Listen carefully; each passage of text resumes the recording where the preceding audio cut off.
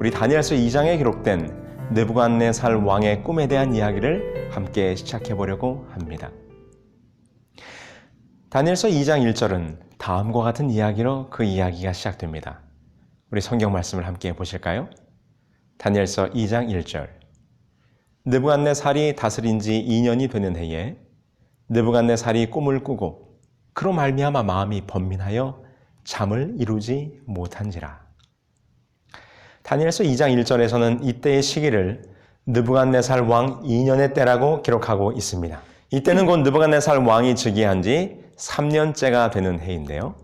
기원전 605년에 그가 왕에 즉위했으니까 지금은 바로 기원전 603년의 해가 되는 것입니다.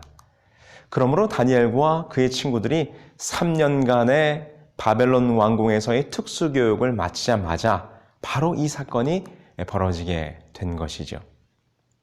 느부갓네살 왕은 메소포타미아와 팔레스틴과 이집트에 이르는 대제국을 건설했습니다. 그리고 그는 이 대제국이 어떻게 하면 영원 무궁토록 망하지 않는 나라가 될 수 있을까? 그 고민과 번민 가운데 잠을 이루게 된 것이죠. 그런데 그날 밤 그는 아주 특별한 꿈을 꾸게 됩니다.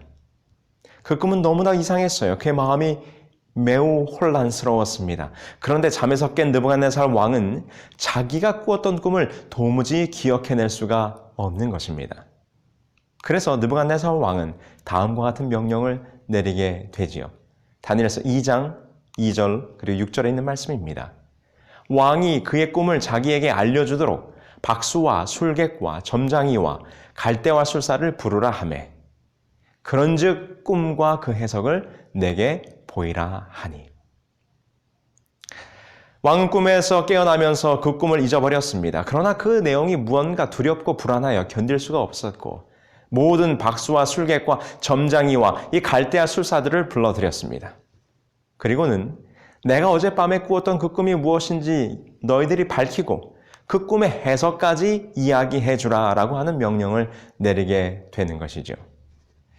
그런데 여러분, 어떻게 다른 사람이 꾼 꿈의 내용을 알아맞힐 수가 있겠습니까? 아무리 박사와 술객과 점쟁이들이라 할지라도 하나님께서 주신 이 귀한 꿈의 내용을 그들이 맞힐 수가 없는 것입니다. 그래서 다니엘서 2장 7절에 보면 그들이 이렇게 대답을 해요. 그들이 다시 대답하여 이르되 원하건대 왕은 꿈을 종들에게 이르소서 그리하시면 우리가 해석하여 드리겠나이다 하니. 그렇습니다. 그 꿈의 내용을 듣는다면야 그것에 대한 해석을 얼마든지 자기들 나름대로 풀어갈 수 있겠으나 그 꿈의 내용도 알려주지 않고 어떻게 왕의 꿈을 알아낼 수 있을까? 이 박사와 술객과 점장이들이 이것에 대하여 우리는 도무지 알지 못하겠습니다. 왕이여 그 꿈을 우리에게 알게 하여 주소서라고 이야기하고 있는 것이죠. 여기서 우리는 정말로 참 신이 누구이신가? 참 하나님이 누구인가를 우리는 구분짓는 두 가지 특징에 대해서 먼저 좀 살펴보려고 합니다. 여호와 하나님이 우리의 참된 신이시여 살아계신 하나님이심을 증거하는 두 가지의 증거는 무엇인가? 첫 번째, 참된 신이 되려면 바로 그 신은 천하 만물을 창조할 수 있는 창조주, 창조의 능력을 가지고 있어야 한다는 것입니다. 이사야 45장 5절로 7절에 보면 다음과 같이 하나님의 말씀은 기록하고 있어요. 나는 만군의 여호와라. 나 외에 다른 이가 없나니 나밖에 신이 없느니라. 나는 너를 알지 못하였을지라도 나는 내 띠를 동일 것이요 해 뜨는 곳에 서든지 지는 곳에 서든지 나밖에는 다른 이가 없는 줄을 알게 하리라. 나는 여호와라. 다른 이가 없느니라. 나는 빛도 짓고 어둠도 창조하며 나는 평안도 짓고 환난도 창조하나니 나는 여호와라. 이 모든 일들을 행하는 자니라 하여노라. 그렇습니다. 이렇게 천지를 창조하신 하나님, 우리 여호와 하나님은 자기 자신을 소개하기를 빛도 짓고 어둠도 짓고 온 세상을 창조한 창조주라고 소개하고 있어요. 그러면서 예레미야 10장 11절에 이렇게 설명합니다. 너희는 이같이 그들에게 이르기를 천지를 짓지 아니한 신들은 땅 위에서 이 하늘에서 망하리라 하리라. 그렇습니다. 그래서 우리 여호와 하나님만이 우리의 참된 신이 되시는데 그 이유는 그분이 창조주 하나님이시기 때문이죠. 그분이 우리를 창조하셨고 온천하 만물을 지으셨기 때문에 오늘 우리는 그에게 합당한 경배를 드려야 하는 것입니다. 그분이 창조주이시기 때문이죠. 그리고 그렇다면 두 번째, 참신이 될 수 있는 두 번째 특징은 무엇일까요? 그것은 바로 미래를 아는 능력, 즉 장래의 일을 정확히 예언할 수 있는 능력이 있어야 참신이라고 할 수 있겠습니다. 이사야 41장 21절로 23절에 보면 이렇게 성경은 기록합니다. 나 여호와가 말하노니 너희 우상들은 소송하라. 야곱의 왕이 말하노니 너희는 확실한 증거를 보이라. 장차 당할 일을 우리에게 진술하라. 또 이전 일이 어떠한 것도 알게 하라. 우리가 마음에 두고 그 결말을 알아보리라.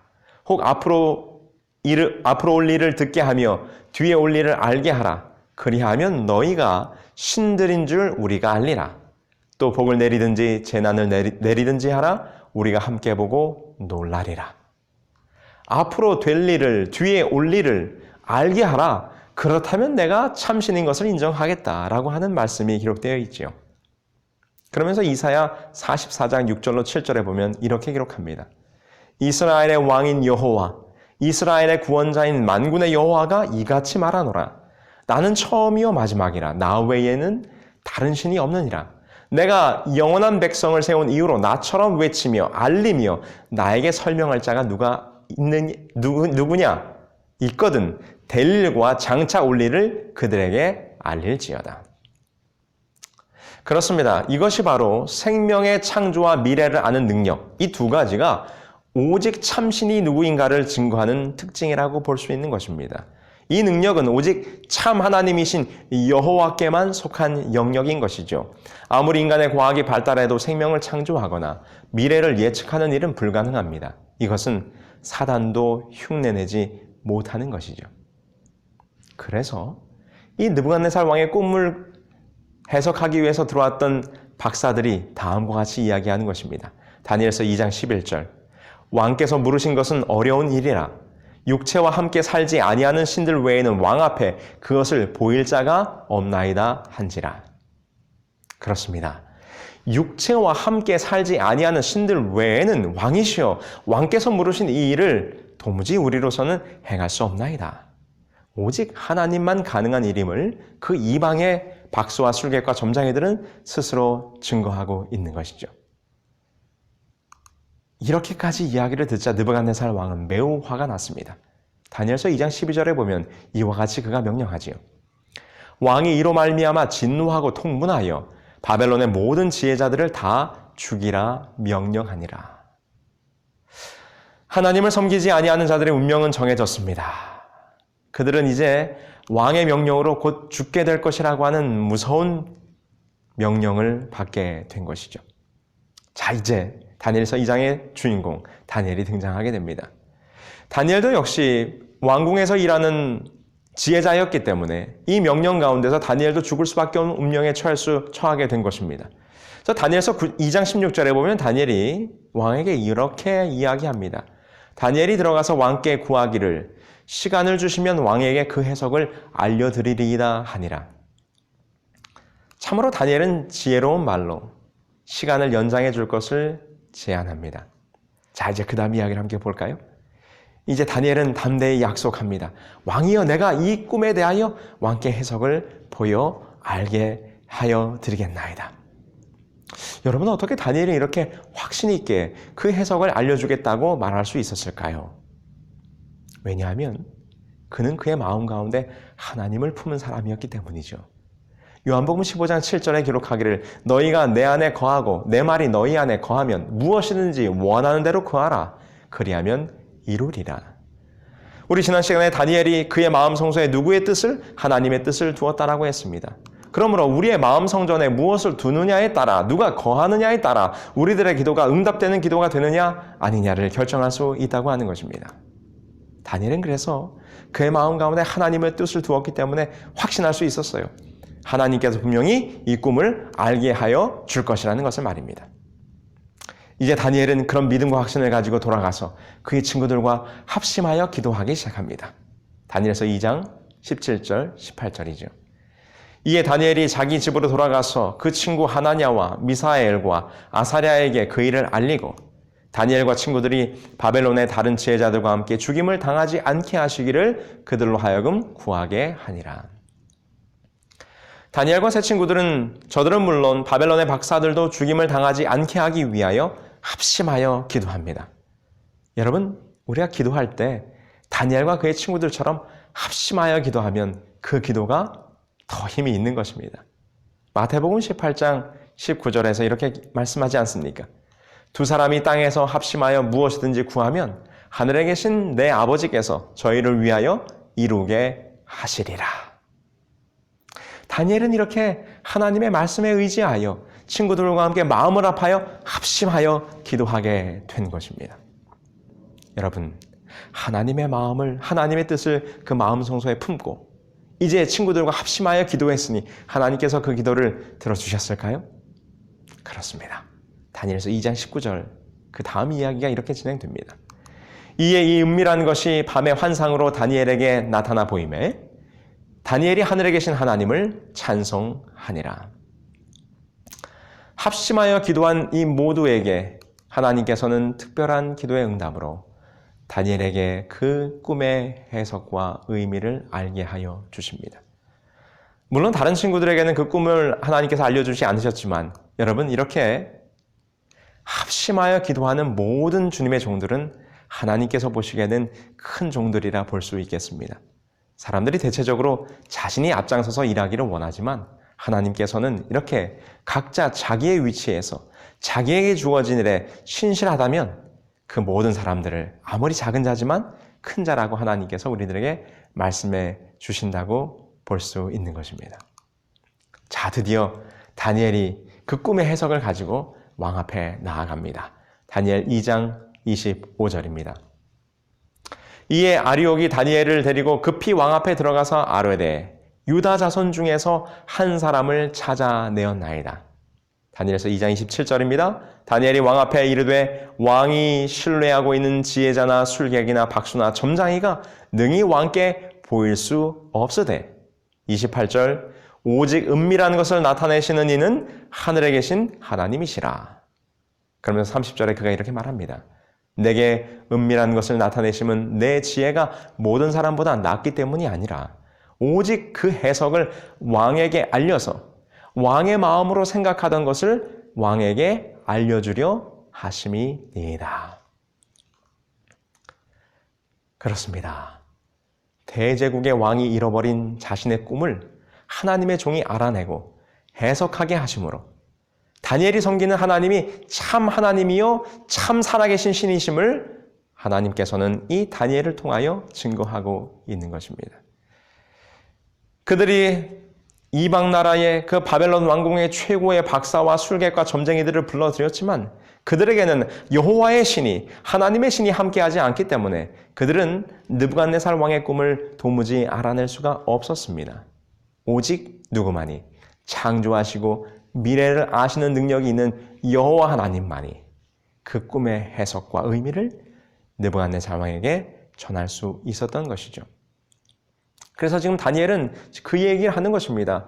왕이여, 왕이 신뢰하는 이방 나라의 우상을 숭배하는 자들은 도무지 이 일을 알아낼 수 없습니다. 오직 살아계신 여호와 하나님만이 이 일을 왕에게 알려줄 수 있는 것입니다. 바로 그것이 증거되는 순간이었죠.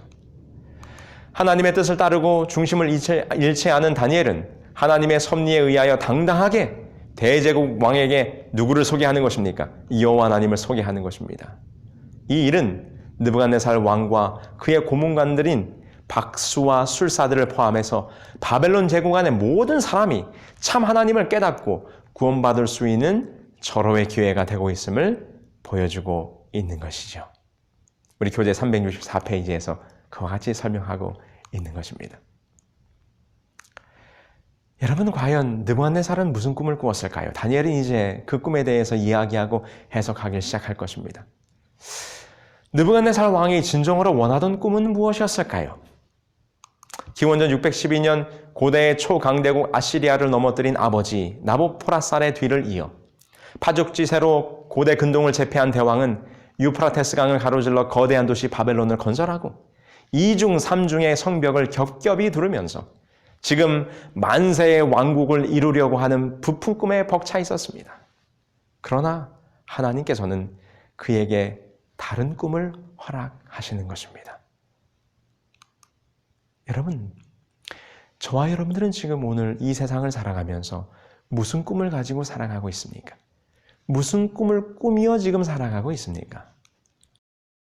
오늘은 마치면서 무디 목사님의 이야기를 좀 나누려고 합니다. 어느 날 이 무디 목사님께서 한 거대한 양조장이 개업하는 그 축하 파티에 초대를 받게 되었어요. 이 무디 목사님은 그 양조장, 곧 술을 만드는 거대한 이 양조장 개업식의 마지막 축도 순서를 맡게 되었습니다. 이제 그 앞에 여러 지역 인사들이 이 양조장 개업을 축하하는 이야기들을 쭉 해나가고 있었습니다. 드디어 마지막으로 이 무디 목사님께서 이 양조장을 위해서 축도를 하셔야 되는데 무디 목사님이 단상에 서시자 다음과 같이 기도하기 시작했습니다. 하나님, 이제 곧 이 양조장이 문을 엽니다. 이 양조장이 문을 열면 수많은 술이 팔려 나갈 것이고 많은 젊은이들의 인생이 술에 취하게 될 것입니다. 하나님이시여, 이 양조장의 문이 열리지 않도록 하여 주시옵소서. 여러분 생각해 보세요. 양조장을 오픈하면서 그 개업식에 축도를 해달라고 무디 목사님을 초청했는데 무디 목사님께서는 그 자리에서 뭐라고 기도하셨는가? 하나님, 이 양조장의 문이 열리지 않도록 하여 주시옵소서라고 기도를 했다는 것입니다. 그런데 그날 밤 이 양조장 주인의 마음이 매우 불편했습니다. 그는 새벽까지 잠이 오질 않았어요. 이 무디 목사님의 기도가 그의 마음을 계속 맴돌았습니다.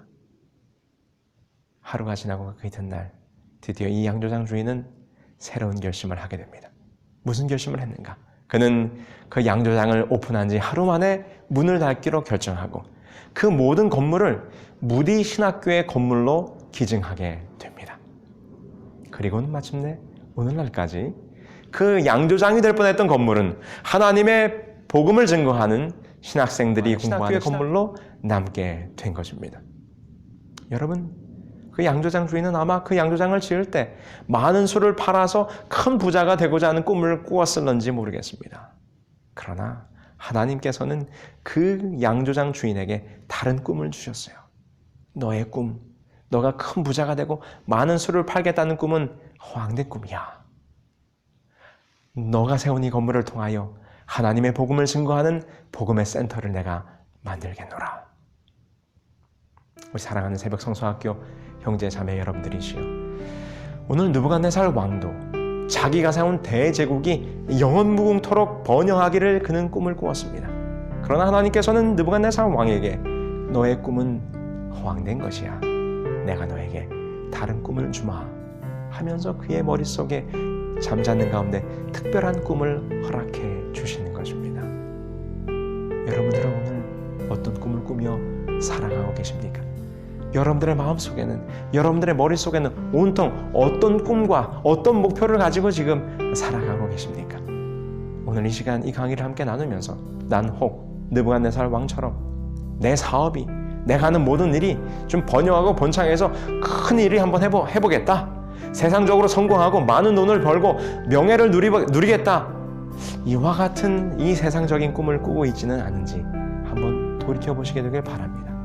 하나님께서 오늘 나를 향하여, 나를 통하여 이루시고자 하는 일들은 과연 어떤 일인가? 오늘 이 시간 느부갓네살 왕처럼 하나님이 주신 시간 모두 회개할 수 있도록 도와주시고, 하나님께서 우리 마음에 주시는 새로운 꿈, 하나님의 꿈을 꾸며 하나님의 꿈을 이루는 우리 모두가 될 수 있도록